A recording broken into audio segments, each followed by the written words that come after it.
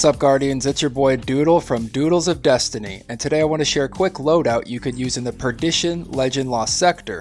But before I get into it, don't forget to hit that subscribe button to receive Destiny 2 news, tricks and tips, and all sorts of Destiny 2 content.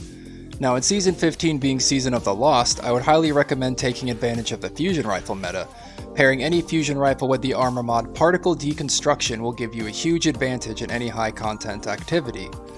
This week's modifiers are Shocker, where Vex spawn pools of radiolarian fluid at their feet when defeated, Arc Burn, which will increase the output damage of arc weapons and abilities by 50% for you and your enemies, and Arc and Void Shields, which can only be broken with matchmade weapons to the shield's element class or an anti-barrier weapon.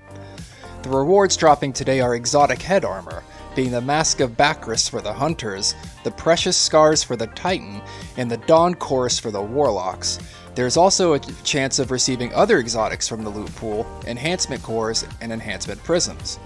As far as weapons go, I use the Braytech Werewolf Auto Rifle with Anti-Barrier mod, the Trinity Ghoul Combat Bow with Overload Bow, and the Tarantula Linear Fusion Rifle paired with Particle Deconstruction.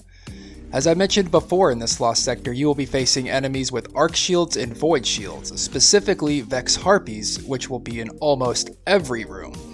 There are only 2 Void Shield Minotaurs, one in the first room and one in the second room. You will also be facing Vex Overload Champions and Barrier Champions, so make sure you have the right subclass, weapons, and mods on to break their shields before you start, as your weapons and gear will become locked once you enter.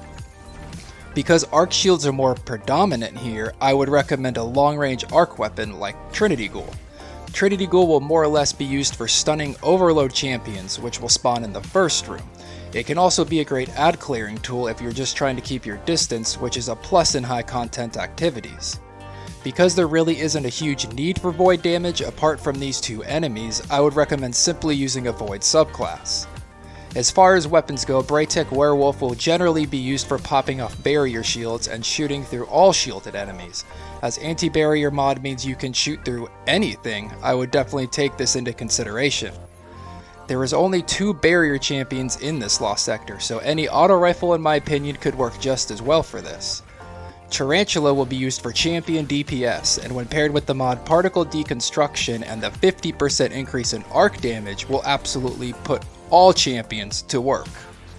Combine all 3 of these weapons and you may find this Lost Sector a lot easier. Like, way easier.